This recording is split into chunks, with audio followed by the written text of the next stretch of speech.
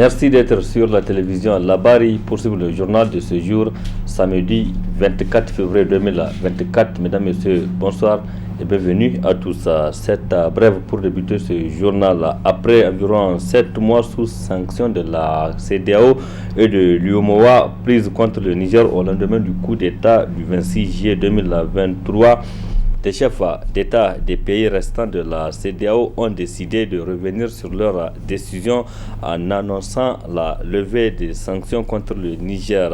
En tout cas, c'est entre autres conclusions du sommet extraordinaire tenu ce samedi 24 février 2024 à Abuja au Nigeria. Ces sanctions, il faut le rappeler, ont été levées avec effet immédiat, indique le communiqué. Nous y reviendrons plus en détail sur cette décision dans nos prochaines éditions. Nous l'annonçons hier, donc une importante saisie d'armes et donc accessoires de guerre a été faite ici même à Niamey par les services de renseignement des forces de défense et de sécurité. Hier, le gouverneur de la région de Niamey, le général de brigade Asuman Abdou Harouna, était face à la presse pour faire le point relativement à cette découverte. Le point avec Adamou Soumana et Ibrahim Abdou. C'est en présence des membres du Conseil régional pour la sécurité que le premier responsable de la région de Niamey fait la présente sortie médiatique afin d'éclairer la population sur une découverte dans la capitale nigérienne. Ainsi, d'entrée du jeu, le gouverneur a fait la genèse des péripéties ayant conduit à la rupture de la coopération militaire avec la France coloniale avant de s'apaisantir sur la découverte réalisée du 19 au 20 février à Niamey. Les forces de défense et de sécurité et les agents de renseignement ont saisi dans la ville de Niamey, plus précisément dans les quartiers Plateau et Tchangarey, une importante quantité d'armes, de munitions et d'accessoires de guerre. Cette découverte de matériel de guerre dans ces villas, anciennement occupées par les militaires des forces françaises et par les agents du projet ECAP Sahel, prouve à suffisance que les faux amis du Niger n'ont jamais renoncé à leur sinistre projet de déstabiliser notre pays. Au niveau du siège de ECAP Sahel, des saisies d'armes et de munitions. Il s'agit pour ce siège de 20 fusils d'assaut de calibre 5,56 mm, 25 pistolets automatiques de 9 mm. Au niveau des munitions, nous avons un total général de 149 323 cartouches dans une villa au quartier Tchangarey, anciennement occupé par les militaires et anciens militaires de Cap Sahel. Il a été trouvé 2 coups complets de roquettes de 84 mm, un coup complet de roquettes de 66 mm, 2 pistolets automatiques de calibre 9 mm, 42 grenades fumigènes à main, 37 grenades à main offensives, 25 kg d'explosifs plastiques, soit 50 pains de 500 grammes chacun, 4 artifices éclairants,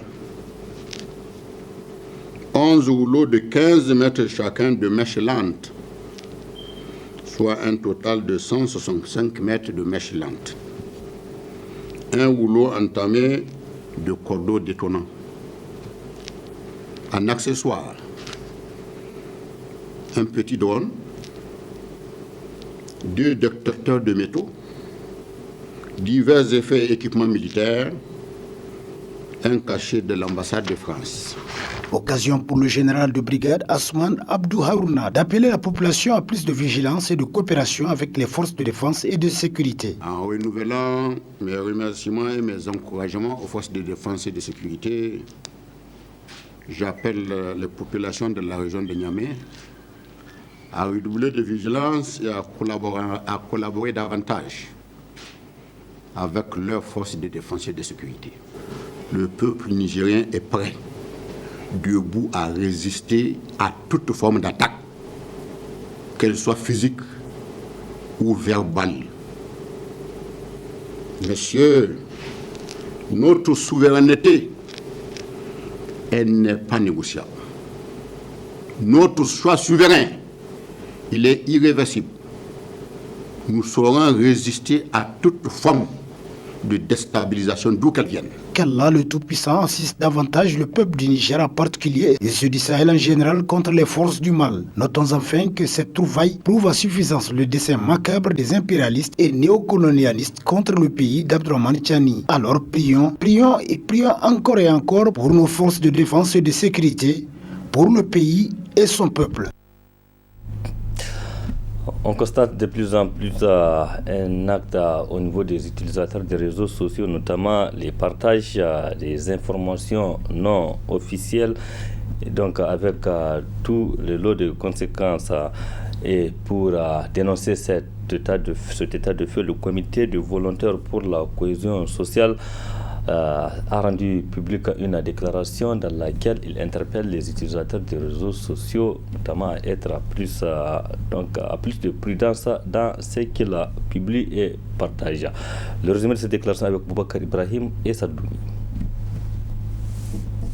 Il s'agit, à travers cette déclaration du comité des volontaires pour la cohésion sociale COVOX, d'inviter les Nigériens à ne pas se laisser distraire par les informations relayées sur les plateformes sociales et à demeurer engagés et mobilisés derrière les autorités du Conseil national pour la sauvegarde de la patrie.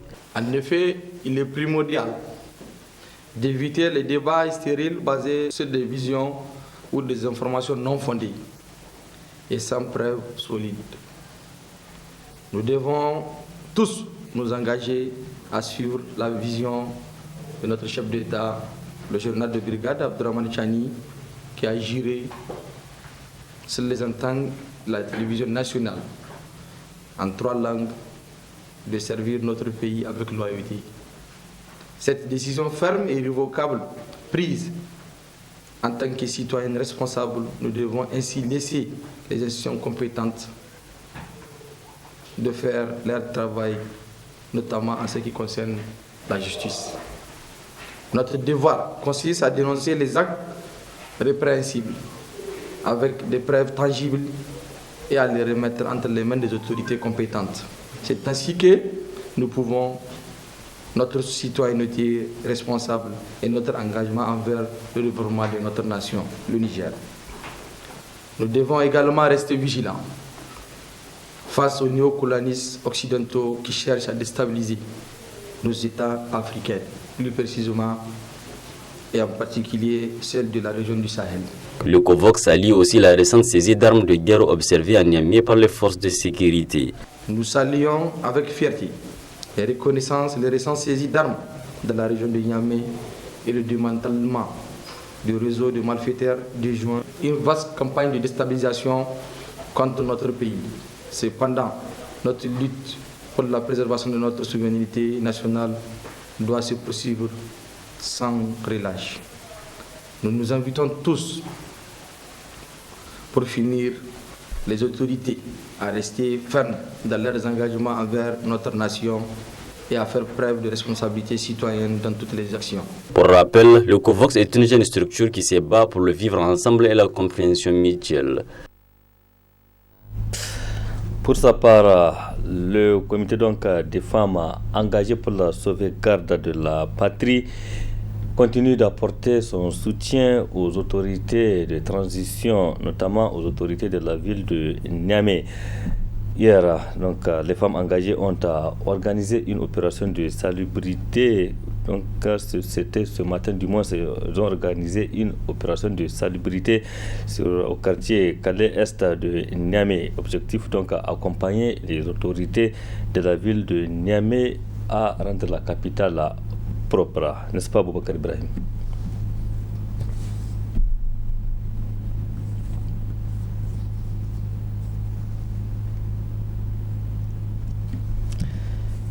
Après l'engagement pour le départ des forces françaises au Niger et bien d'autres initiatives sociales, la structure des femmes engagées pour la sauvegarde de la patrie FESPA se fixe un autre objectif.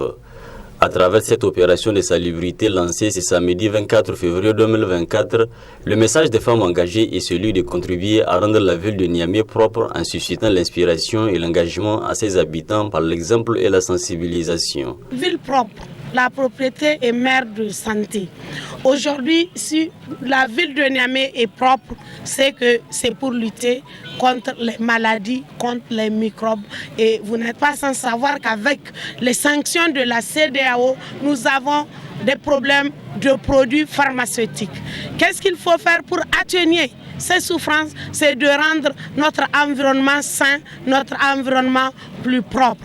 Et comme vous voyez, à tout honneur, tout seigneur, comme notre siège se trouve au niveau de la commune 3, nous avons jugé utile de commencer par cette avenue. C'est le lancement de nos activités de salubrité. Ça va se continuer au niveau des lieux de culte dans toute la ville de Niamey.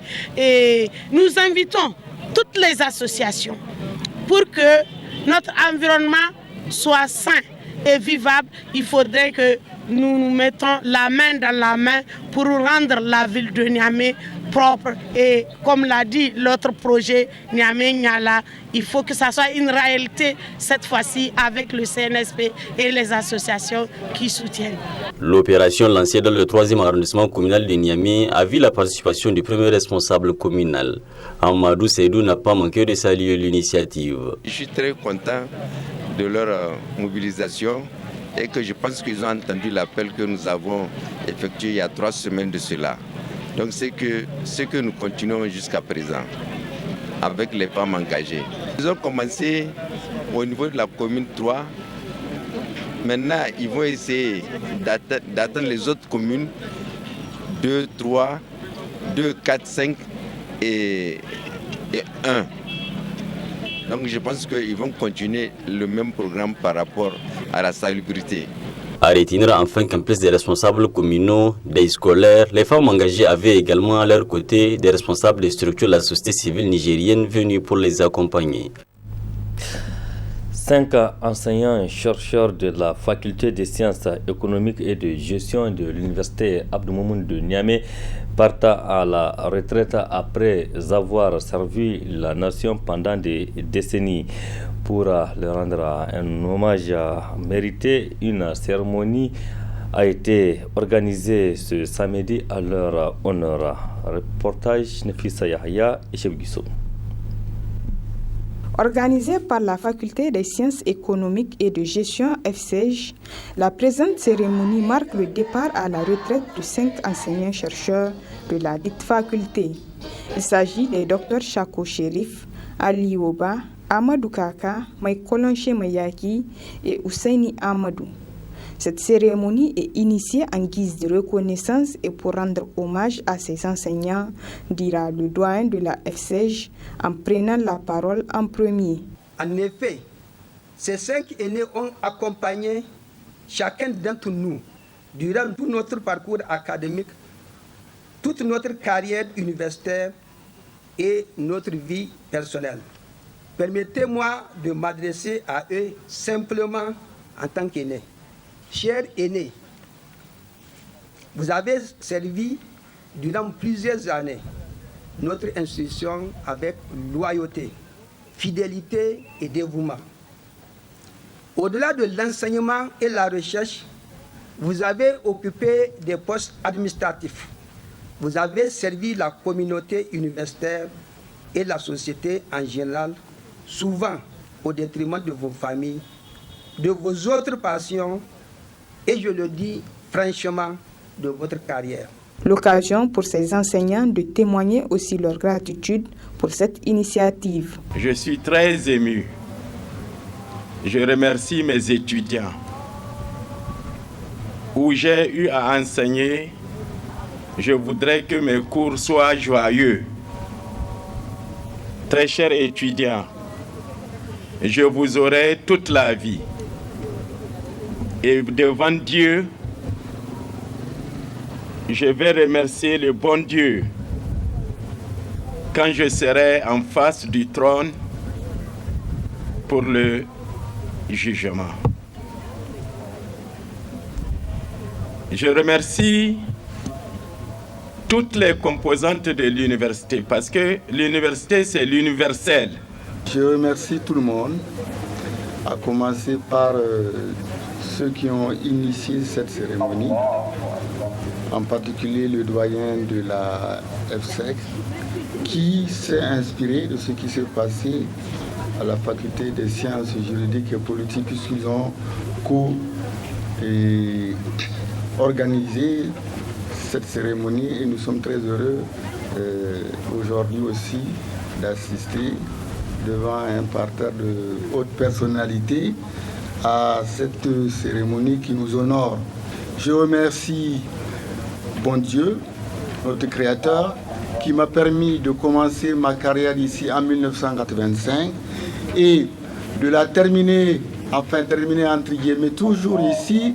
En 2024, j'y suis encore. Pour le représentant du ministre de l'Enseignement supérieur, cette cérémonie a été l'occasion pour féliciter et remercier ses enseignants pour la mission accomplie. Je voudrais également féliciter les collègues honorés aujourd'hui.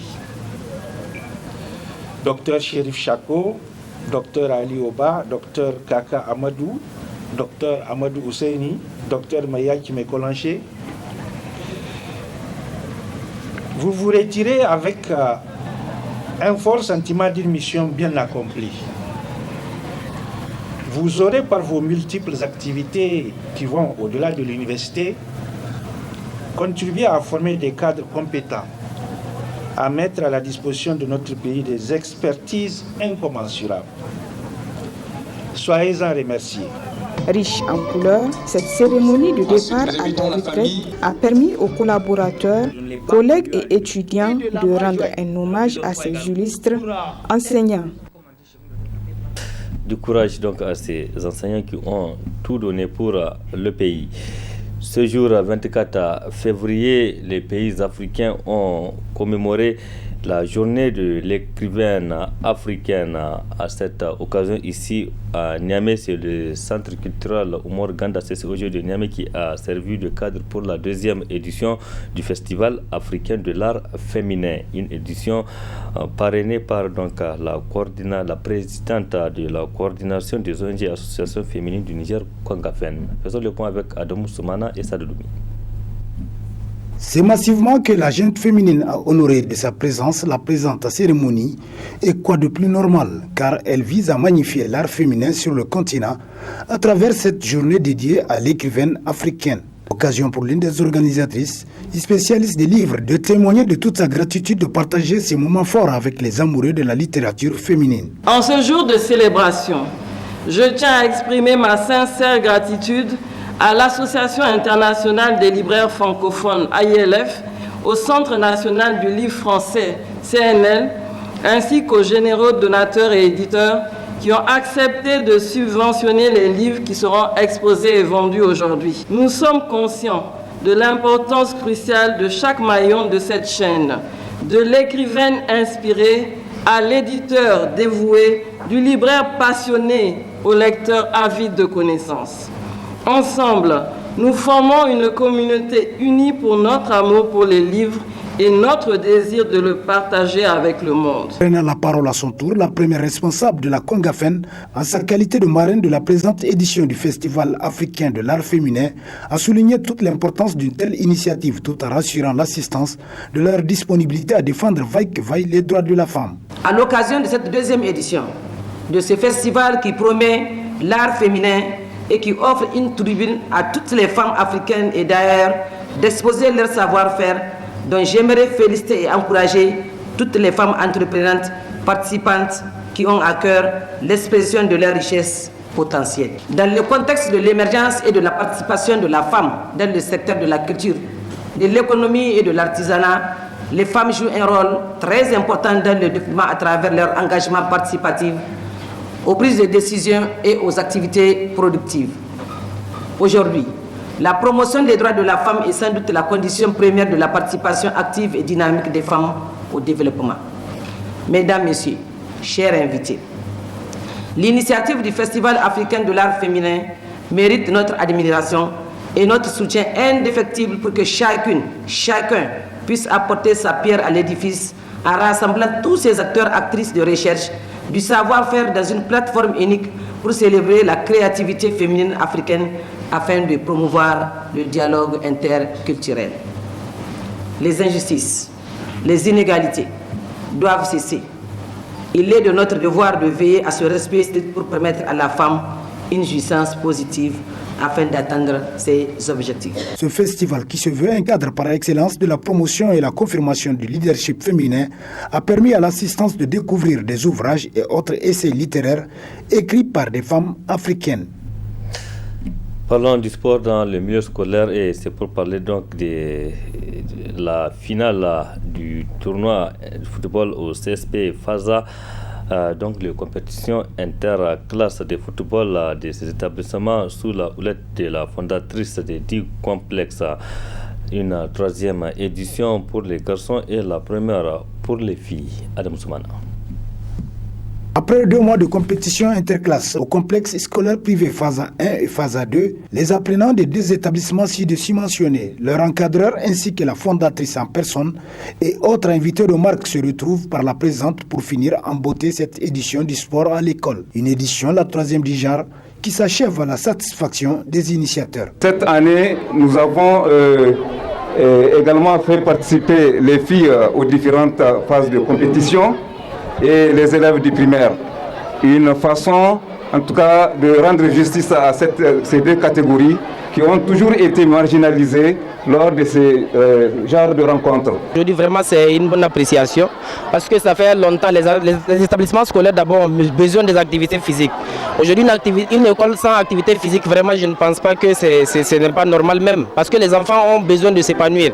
Et vraiment, nous remercions tout le monde, les parents d'élèves, l'administration qui n'ont pas ménagé aucun effort pour que cette activité vraiment se réalise. Abondant dans le même sens, la fondatrice des CSP FASA se réjouit de l'organisation de ces compétitions, lesquelles, selon elle, contribuent significativement à l'épanouissement des scolaires. C'est une grande joie qui m'anime en ce jour où les 2 établissements se rencontrent pour jouer les finales filles et garçons.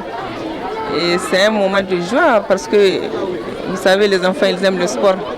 Et nous, à FASA, tout ce que les enfants aiment, ça rentre dans le cadre de leur cursus. On ne va pas les unir sur les moyens et sur notre temps. Moi, je me dis que les filles, là, ont aussi les mêmes potentialités que les garçons. Donc, moi, je suis un exemple. Les filles ne sont pas négligées. Si vous avez dans votre famille 1, 2 filles, 3 filles, vous êtes sauvés. Donc, laissez les filles s'épanouir et laissez-les faire du sport. Ça fait du bien aussi pour la santé. A noter que chez les filles qui sont à leur première participation, la première finale a opposé les élèves de la seconde C de phase 1 à celle de la classe de 4e B du même établissement qui ont pris le dessus sur leurs aînés. Et la deuxième finale a mis aux prises les élèves de la 5e de phase 2 qui ont eu raison sur celle de la seconde C de phase 2 également. Pour les garçons au phase 2, ce sont les élèves de la première qui ont croisé le fer avec leurs camarades de la 3e ayant finalement remporté le trophée. L'autre finale en garçon, elle, a opposé la 6e B de phase 1 à leurs aînés de la seconde C, sacrés champions pour cette édition. Ainsi, tout est bien qui finit bien et vivement la 4e édition de ce tournoi interscolaire au niveau des CSP phase 1 et phase 2. Félicitations donc pour les vainqueurs. Adam Soumana. Point final de cette édition. Merci aussi à vous de l'avoir suivi. Restez en compagnie du programme de la télévision Labari. Excellente nuit à toutes et à tous et bon week-end.